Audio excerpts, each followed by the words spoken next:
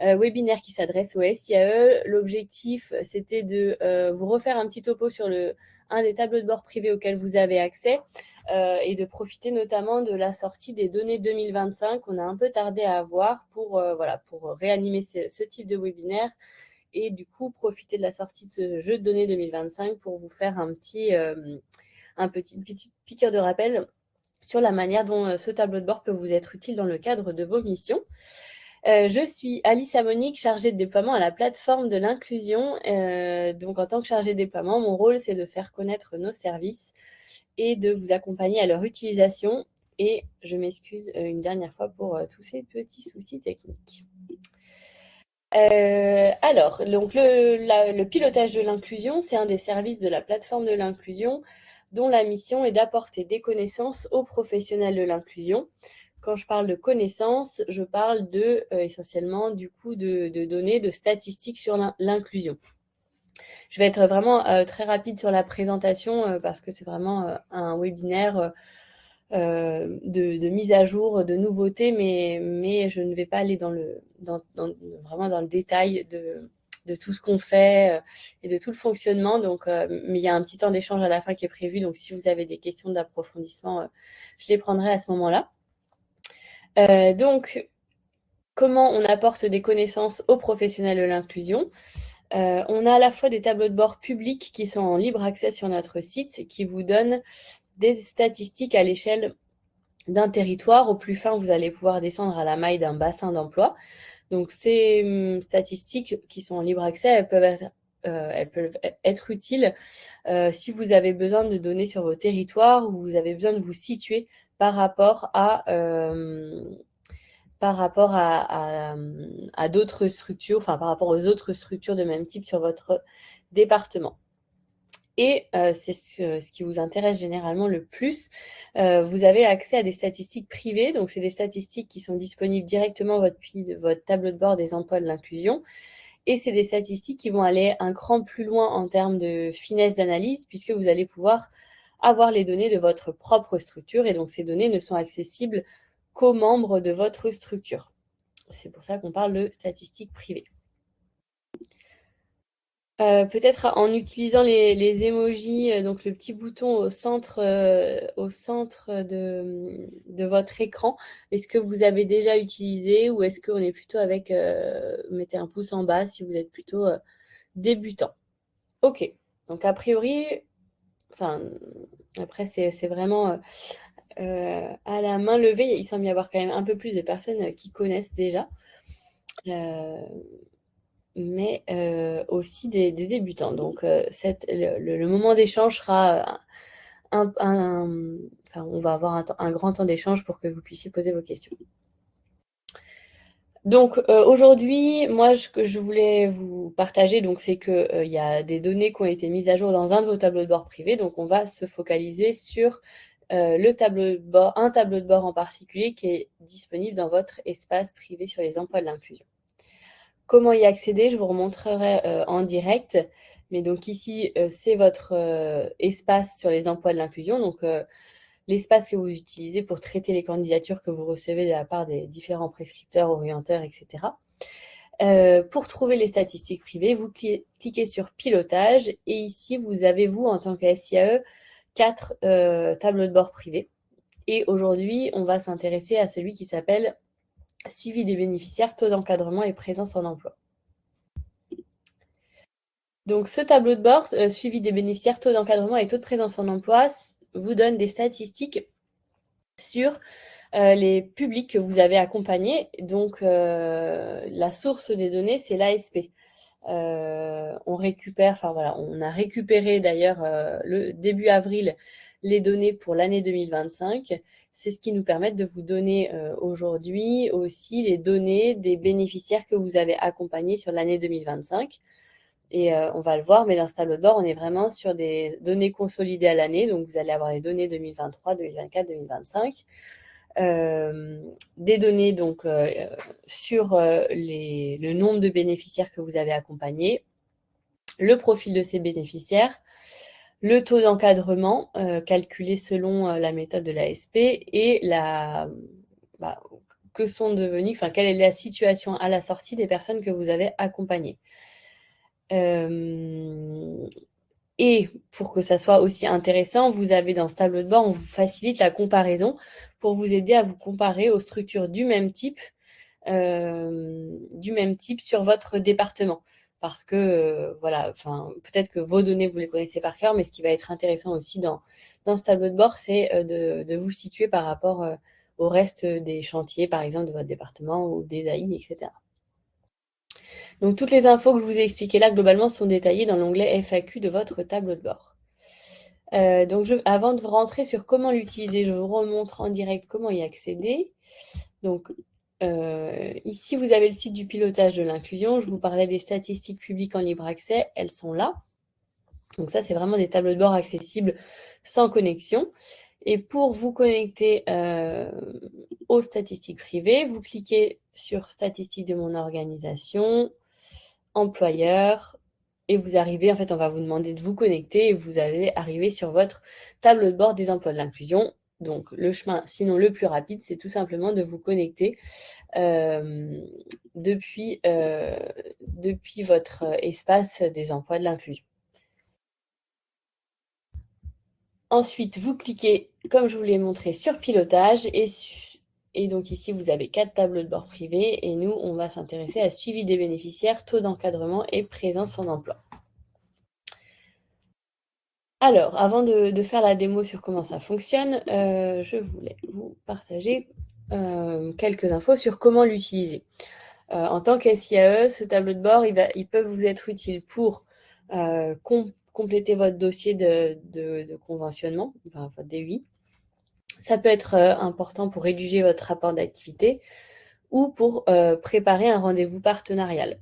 Ça peut être une participation à un comité, un CLPE, un CTA, un rendez-vous avec un prescripteur.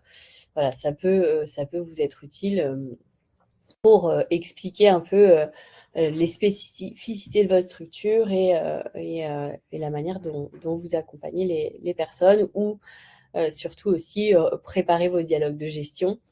Donc, préparer aussi, par exemple, votre dialogue de gestion avec votre dette, ça peut être très utile parce que c'est souvent des questions qu'on vous pose. Les questions justement auxquelles ce tableau de bord peut apporter des réponses. Donc, il y a plusieurs onglets, je vais vous montrer après, mais concrètement, vous allez voir combien vous avez accompagné de bénéficiaires l'année dernière, mais surtout aussi une facilité de comparer cela aux années précédentes. De voir quel est le profil des personnes accompagnées, donc parmi vos bénéficiaires. Et ensuite, il y a toujours cette notion de comparaison, donc combien j'ai accompagné par rapport, par exemple, aux autres ACI de mon département. Est-ce que j'ai, par exemple, accueilli une part de demandeurs d'emploi de longue durée plus importante que les autres EI de mon département? Donc voilà, aussi toujours cette notion de comparaison.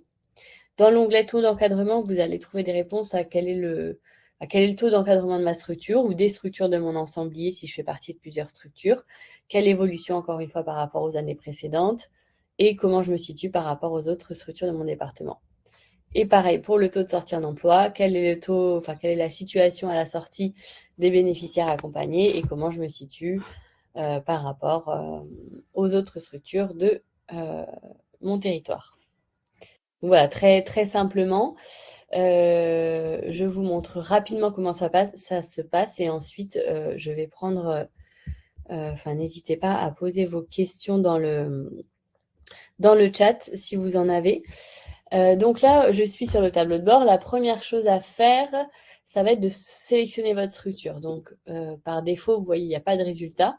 Donc là, j'ai un compte test. Je suis une personne, on va dire, rattachée à une seule structure. Donc, il faut d'abord que je vienne sélectionner ma structure et que je clique sur « Mettre à jour le filtre ». Je vais zoomer un petit peu. Hop, voilà. Je clique sur « Mettre à jour le filtre ». Donc déjà, première chose, je sélectionne bien ma structure. Si je fais partie de plusieurs structures, on va me proposer dans ce filtre plusieurs structures. Donc là, je vois bien la liste des structures que j'ai sélectionnées. Et ensuite, je vais sélectionner l'année. Donc c'est un peu perturbant, c'est pas dans l'ordre. Par défaut, on arrive sur l'année 2024. D'ailleurs, je vais me noter de peut-être par défaut vous faire arriver sur l'année précédente. Donc pour sélectionner l'année 2025, je vais cliquer ici sur 2025 et mettre à jour le filtre. Bon, ici, c'est des filtres qui vont pas vous être utiles, région et département, si vous n'êtes rattaché qu'à une seule structure. Ça peut être intéressant si vous faites partie d'un ensemblier de beaucoup de SIAE et que vous voulez filtrer uniquement sur les structures d'un département, par exemple. Mais dans tous les cas, il faudra sélectionner vraiment une structure. Donc, une fois que j'ai bien sélectionné ma structure et la bonne période temporelle, j'ai dans ce premier onglet chiffres clés, voilà, le nombre de bénéficiaires accompagnés, donc en 2025, et le nombre de bénéficiaires du RSA parmi ces personnes. Ensuite, j'ai mon taux d'encadrement, donc calculé selon l'ASP. Donc, là, sur la structure test, je ne sais pas, il faudrait que je creuse pourquoi il y a un taux d'encadrement à 0%, mais vous devriez retrouver votre taux d'encadrement. Et les sorties observées, dont les sorties en emploi durable. Donc ça, cet onglet, c'est vraiment un onglet avec les chiffres clés. Et après, les onglets suivants vous permettent d'aller dans le détail de ces indicateurs. Donc dans bénéficiaire, je vais avoir le détail du profil avec toujours ce principe de, à droite, je vais retrouver les données de ma structure et à gauche, dans la colonne de gauche, les données qui me permettent de me comparer. Et donc par défaut, vous serez comparé aux structures du même type dans votre département. Donc là, ma structure test, c'est une ACI. Donc, ça veut dire que j'ai les données de mon ACI ici. Hein, on retrouve les 31 bénéficiaires accompagnés en 2025. Et ici, comparé donc aux données des ACI de mon département. Donc là, en l'occurrence, je suis dans le Gers. Hop, voilà.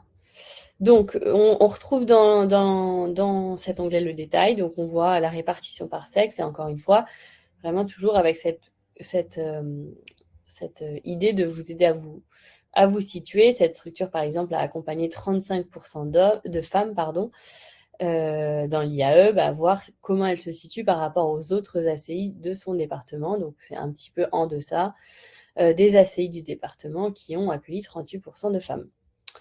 Et voilà, ça va être le même principe pour tous les critères, l'âge, le RSA, l'allocataire AH, ASS, la part des demandeurs d'emploi de très longue durée, les QPV, les ZFRR, etc., etc. Donc, je ne vais pas lister tous les critères, mais vous avez compris le principal. Donc, c'est vos données, les données de votre structure à droite et les données des structures du même type sur le même département que la structure sélectionnée. Taux d'encadrement, ça va être le même principe, mais avec des données donc différentes. Donc là, c'est le taux d'encadrement de la structure. Et dans la FAQ, on rappelle le calcul du taux d'encadrement. Voilà, et encore une fois, comment je me situe par rapport aux autres structures de mon département. Et taux de présence en emploi, idem ici. Donc, je vois le taux de présence en emploi et formation et le taux des autres sorties. Je peux me comparer. Là, on voit 44%. C'est très similaire à ce qui se passe, en tout cas au niveau du département. Et ensuite, un détail du taux de présence en emploi et formation. Qu'est-ce qui se cache derrière en formation, en emploi durable, en CDD et les autres sorties. Avec voilà, toutes les définitions. Les définitions sont vraiment les mêmes que celles de l'ASP, puisque, comme je vous le disais, tous ces tableaux de bord se basent sur les données de l'ASP. Et ici, vous pouvez télécharger les données brutes si vous voulez manipuler les données autrement, enfin voilà, les croiser avec d'autres données que vous avez en interne. Donc pour ça, vous allez sur les 3 petits points, télécharger les résultats, vous sélectionnez le format CSV ou Excel et vous téléchargez les données brutes qui ont permis au calcul des indicateurs exposés dans les 3 onglets que je vous ai montrés. Et la FAQ ici qui, globalement, vous explique comment manipuler le tableau de bord, donc un peu ce que j'ai pu vous expliquer à l'oral. voilà pour la présentation de ce tableau de bord, la petite démonstration qu'on a fait en direct. Donc maintenant, je vais regarder s'il y a des questions dans le chat. Ah, vous êtes nombreux à avoir un taux d'encadrement à 0. Ok, ben, je vais en faire part aux data pour voir s'il y a une raison. Je vais essayer de faire le test sur une autre structure. Hop. Mais bon, si vous êtes plusieurs à l'indiquer, c'est probablement que c'est lié aux données. Donc, après le webinaire, je regarderai ce qui peut expliquer ces taux d'encadrement à 0. Peut-être qu'il y a un problème dans la remontée des données sur 2025. Peut-être regarder aussi si vous avez un taux d'encadrement à 0 sur les autres années. Hop. Donc là, moi, par exemple, c'est vrai que j'ai pris une autre structure, je vous montre. Hop. J'ai une autre structure et j'ai un taux, je suis bien sur 2025, j'ai un taux d'encadrement qui est bien calculé.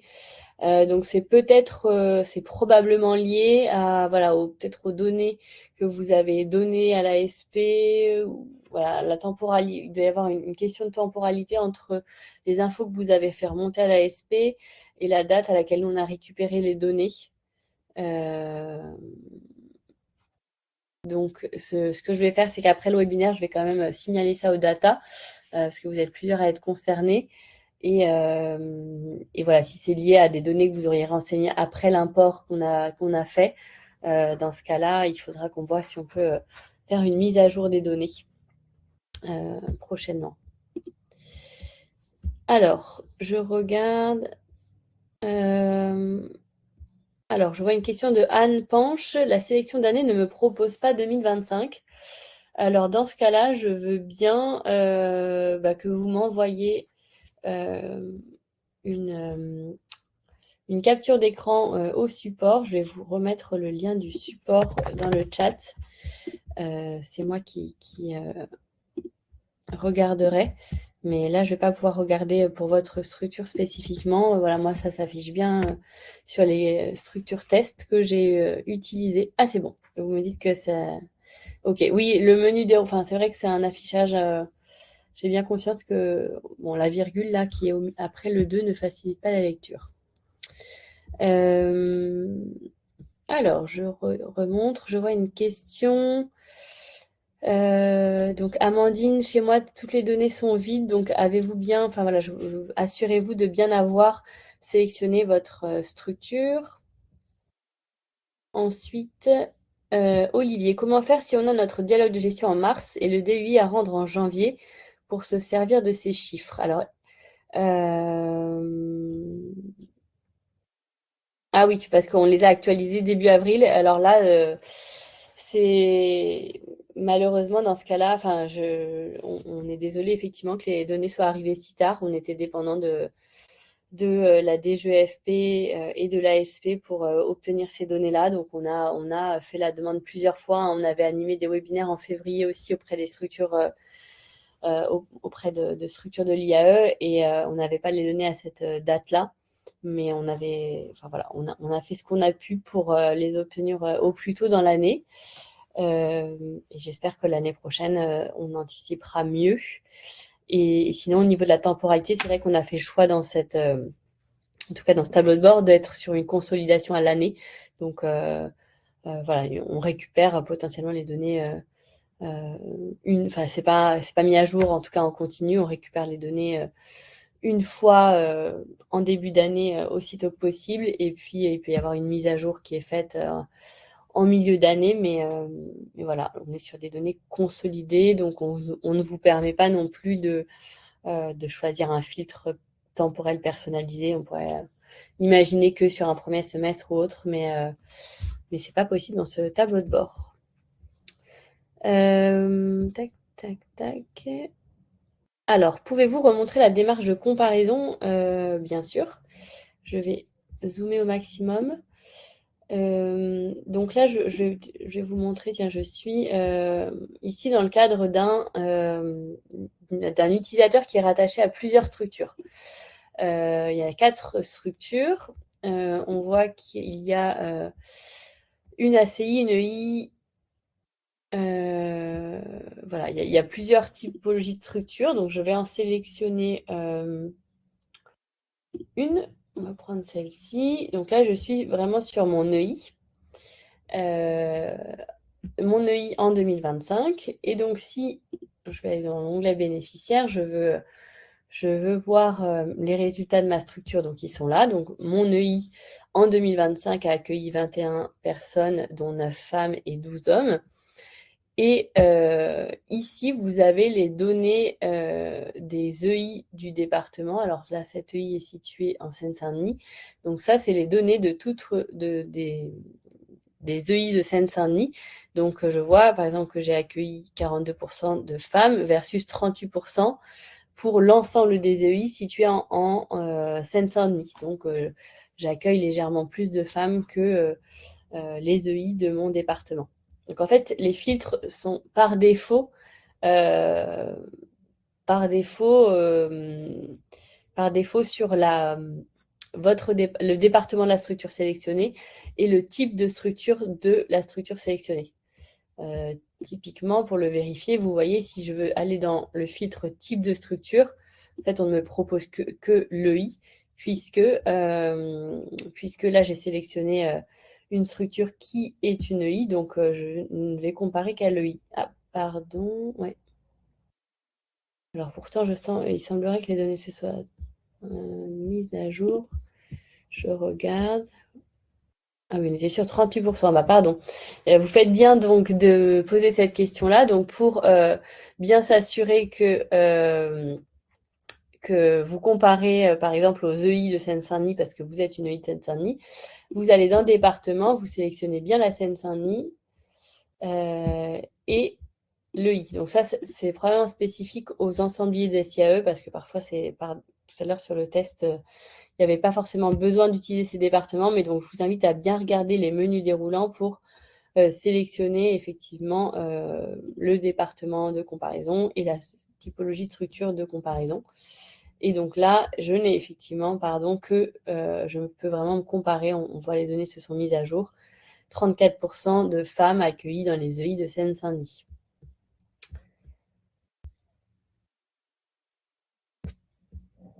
Est-ce que c'est plus clair sur la comparaison? Ensuite, je vois une question, 100% des données viennent de l'ASP. Donc oui, 100% des données viennent de l'ASP. Pour vraiment à chaque fois retrouver la source du tableau de bord, on l'indique toujours dans la FAQ ou dans l'onglet I de vos tableaux de bord.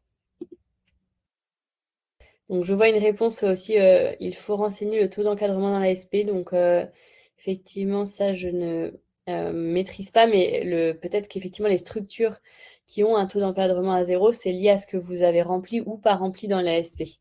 Vraiment, voilà, nous on ne fait que récupérer ces données et les agréger, les mettre en forme un peu différemment et vous permettre cette comparaison. Je vois une remarque de Emmaüs Tourcoing. Nous avons accès qu'aux données de 2025, or nous sommes ouverts depuis 2021. Pareil, dans ce cas-là, je veux bien que vous me fassiez un message au support pour que j'investigue ce point. Je vous remets le lien dans le chat. Hop, hop, hop. Je remonte un petit peu.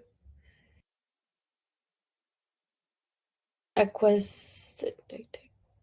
Donc, à quoi correspond le taux d'encadrement? Donc, le taux d'encadrement, c'est vraiment le rapport entre le nombre de TP réalisés par l'encadrement de la SIAE et le nombre de TP réalisés par les salariés en insertion. Il me semble que c'est un indicateur que vous avez aussi qui est défini par l'ASP. Voilà, la définition, vous la retrouvez ici. Désolée si je ne prends pas les questions dans l'ordre, mais j'essaye au maximum de tout y répondre. Hop. Dans le futur, des extractions de données ont-elles vocation à remplacer tous les tableaux de bord, tous les tableaux, rapports, etc., que le département ou le FSE nous demande de remonter chaque année? Alors, ce qui est intéressant, ce que je peux déjà effectivement vous partager, c'est que ces données-là, donc vous y avez accès en tant que SIAE, et sachez que ces données sont aussi accessibles pour les départements et pour les prescripteurs de votre département. Donc, vous êtes une SIAE située en Seine-Saint-Denis. Vos données, les données que je vous ai présentées là, les données de votre structure sont aussi accessibles aux prescripteurs de la Seine-Saint-Denis et au département, enfin, qui est aussi d'ailleurs un prescripteur, mais qui peut aussi être un de vos financeurs. Mais ces deux typologies d'utilisateurs ont aussi accès avec cette possibilité aussi de zoomer sur votre structure. Donc effectivement, alors du coup, je n'ai pas la main pour dire si ça va remplacer d'autres tableaux de bord, mais vous pouvez en discuter en tout cas avec vos partenaires déjà pour essayer de vous mettre d'accord sur un seul outil de discussion. Le pilotage a vraiment été pensé pour être, enfin voilà, on met les mêmes données à dispo de plusieurs partenaires, donc l'idée c'est vraiment d'avoir une base de discussion commune, neutre et factuelle. Les graphiques sont-ils téléchargeables? Alors oui, aussi très bonne question. Je vous montre par exemple dans bénéficiaires. Les graphiques sont téléchargeables. Pour cela, vous allez en fait toujours pour télécharger, que ce soit en image ou en format Excel, vous avez ces trois petits points qui s'affichent au survol, enfin en haut à droite. Vous cliquez dessus et là, on vous propose de télécharger les résultats, soit en format Excel, soit directement en format image, si vous voulez les insérer dans un rapport d'activité et gagner un petit peu de temps. Comment accède-t-on au tableau de bord privé? Donc, je l'ai montré en début de webinaire, mais je vous le remontre. Donc, il faut vous connecter à votre espace sur les emplois de l'inclusion.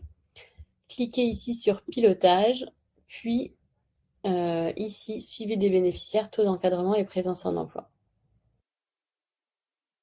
Voilà, et donc par défaut, on arrive sur 2024, donc je vous invite à cliquer sur 2025, mettre à jour le filtre et sélectionner la structure de votre ensemblier sur laquelle vous souhaitez faire la comparaison. Hop, je vais sélectionner une, voilà. Alors, peut-on voir les résultats liés aux critères d'éligibilité? Donc là, ce que j'entends de la question, c'est que vous souhaiteriez croiser en fait taux de présence en emploi, j'imagine, et critères d'éligibilité. Donc, bien nous, on ne le... Non, ce n'est pas possible Enfin, nous, on n'a pas... Ce n'est pas possible dans ce tableau de bord, je suis désolée. On a bien en tête que c'est des besoins, mais on n'a pas pu le développer dans ce tableau de bord-là.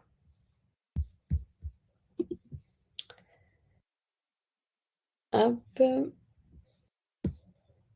Alors, je vois qu'il y a certaines personnes qui avaient posé des questions. Ça s'est résolu au fil du temps. Allez-vous nous envoyer les supports? Oui, je peux vous envoyer le support, bien sûr, le replay aussi, si vous avez besoin de le partager à des collaborateurs. J'essaierai d'enlever toute la première partie du webinaire pour que ça soit un peu plus digeste. Une question d'Antoine, est-ce que cela peut alimenter directement SIAE Connect pour les DUI? Alors actuellement, enfin c'est voilà, la SIAE Connect, c'est géré par la DGEFP et donc ce n'est, enfin voilà, pour l'instant il n'y a pas de branchement direct. Après la DGEFP a bien en tête que ces tableaux de bord existent et bien en tête que la dématérialisation aussi du DUI, enfin voilà, l'intérêt, ça serait aussi de le brancher directement à ce type de données. Mais je ne peux pas vous dire du tout si c'est embarqué dans la feuille de route de la DGFP ou pas. Alors pour, pareil, les questions de, par exemple, Valentine Darras, ACI Pas-de-Calais, le taux d'encadrement passe de 19 à 4. Je veux bien, pareil, soit que vous vérifiez en fait aussi les données, la source, c'est-à-dire ce que vous avez pu potentiellement saisir dans l'ASP. Et si vous constatez toujours une erreur, nous envoyer une demande au support. Alors, quel type d'actions d'accompagnement sont valorisées dans le taux d'encadrement? Eh bien là, donc ça, c'est vraiment la définition qui devrait répondre à votre question, mais c'est vraiment le rapport entre les ETP, enfin les salariés permanents en charge de l'encadrement technique et socio-pro des bénéficiaires, plus le personnel qui serait non salarié, mais voilà, tout le personnel qui est considéré comme un personnel d'encadrement à la structure, rapporté au nombre de personnes que vous avez accompagnées. Donc, il n'y a pas un type d'action particulière derrière cette notion d'encadrement. Euh, hop. Est-il possible de vous faire remonter des axes d'amélioration souhaités en fonction de nos besoins? Oui. N'hésitez pas à utiliser le support pour nous faire part de vos besoins. Je vous le remets encore ici parce qu'il a dû remonter. Voilà. Et nous, c'est important. Enfin, aussi, la manière dont on fonctionne, c'est que, effectivement, on part des retours terrain pour faire évoluer nos services.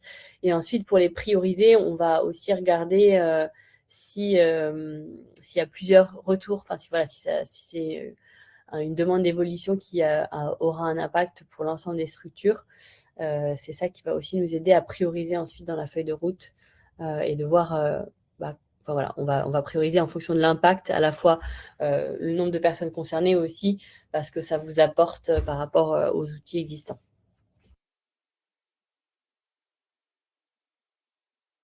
C'est les mêmes infos que nous avons quand nous exportons nos données de l'ASP. Pourquoi les avoir également sur la plateforme?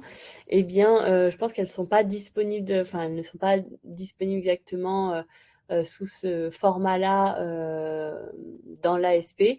Nous, on veut proposer des données qui sont un peu prêtes à l'emploi. Donc, je vous montrais la possibilité d'extraire directement les données pour les mettre dans vos rapports d'activité et aussi vous permettre cette comparaison. Alors, je connais pas forcément bien, ça fait longtemps que je me suis pas reconnectée à l'ASP, mais il me semble pas que vous aviez cette possibilité aussi, voilà, assez, enfin, en 2 clics, de vous comparer, de vous situer par rapport aux structures du même type sur votre territoire. Euh, Ok, j'entends effectivement le besoin, enfin qui n'est vraiment pas nouveau, hein, on l'avait bien en tête. Euh, mais voilà, pour à la fois des questions de ressources au sein de l'équipe et des questions aussi plus politiques, on n'a pas développé ces tableaux de bord là, mais enfin, on avait bien en tête ce besoin en fait de zoomer sur une typologie de public, quelles que soient en fait les statistiques. On a bien en tête que en fait pour toutes les statistiques, vous aimeriez les avoir public par public et donc finalement avoir un filtre ici. Idéalement, j'entends bien qu'il faudrait un filtre ici où on choisit par exemple les bénéficiaires du RSA et donc comme ça vous met à jour. Alors, peut-être pas le taux d'encadrement, mais au moins taux de présence en emploi et en formation.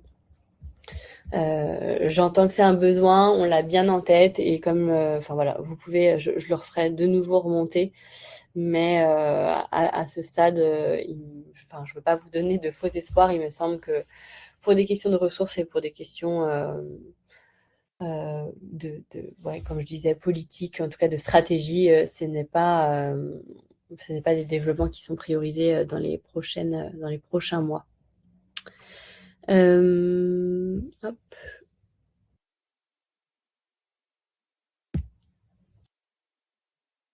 Alors, je vois aussi une suggestion. Est-il possible d'envisager un onglet personnel supplémentaire afin que nous puissions y entrer des éléments personnels à la structure? Alors, nous, nos tableaux de bord n'ont pas été pensés pour être des outils dans lesquels vous saisissez aussi des informations. On est vraiment, voilà, on est branché à des sources de données, l'ASP, les emplois de l'inclusion, et on vous restitue ces données-là sous forme d'indicateurs prêts à l'emploi.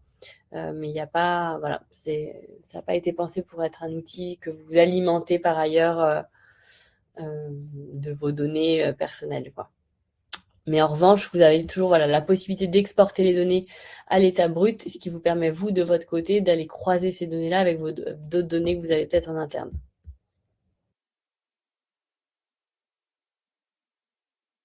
Hop. Eh bien, je pense que j'ai à peu près fait le tour. Une question de Nadine. Une structure ACI avec plusieurs établissements peut-elle avoir un cumul? Je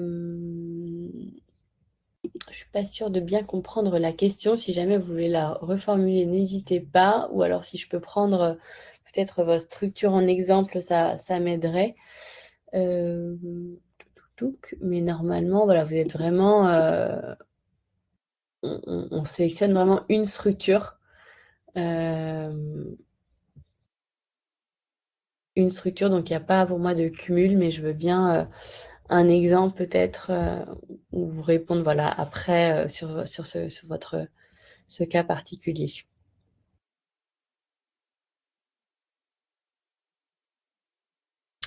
Compliqué de se comparer entre bassins d'emploi urbains et ruraux parfois.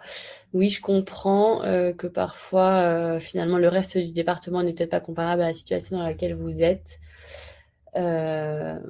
J'entends cette difficulté.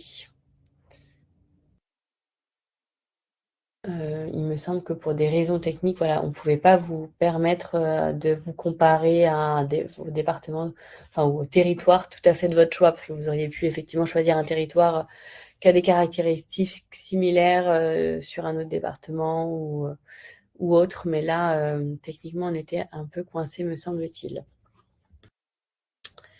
Est-il possible d'avoir la mise à jour de ces données plus tôt dans l'année? Donc j'y ai répondu, on va faire, voilà, l'année prochaine, on essaiera d'avoir les données plus tôt, mais c'est un peu indépendant de notre volonté.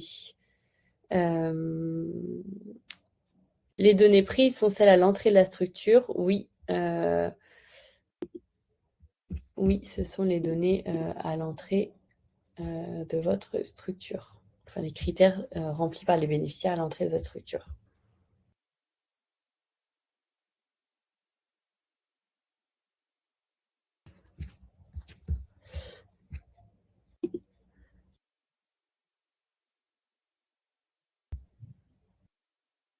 Eh bien, je vais m'arrêter là pour aujourd'hui. Je vais vous envoyer le support. Et aussi, je voulais juste, avant de clôturer le webinaire, vous dire que sur notre site, alors, on a aussi une rubrique aide, donc n'hésitez pas à la consulter, et une rubrique avec les webinaires, les replays, les prochaines dates, bon, sachant qu'on n'a pas, on n'en anime pas des masses sur le pilotage de l'inclusion en ce moment. On va animer le même auprès des prescripteurs la semaine prochaine. Mais voilà, n'hésitez pas à consulter notre rubrique aide. Et donc, elle est accessible. Je vous montre aussi le chemin d'accès. Quand vous êtes sur pilotage, pilotage de l'inclusion, pour aller à la rubrique aide, vous avez ici documentation et ici nous contacter qui vous permet d'envoyer un mail au support, et le support globalement c'est moi qui suis derrière, donc voilà, j'y réponds au fil de l'eau. Merci beaucoup pour votre présence et vraiment désolée pour les problématiques techniques. J'espère que les données, même si elles sont arrivées un peu tard dans l'année, elles pourront être utiles à certains d'entre vous qui ont peut-être leur dialogue de gestion un peu plus tard dans l'année, ou peut-être les rapports d'activité qui viennent aussi être rédigés un peu plus tard dans l'année. Je vais mettre le replay sur le site, et puis je vais envoyer aux personnes qui étaient inscrites au webinaire le replay et le support.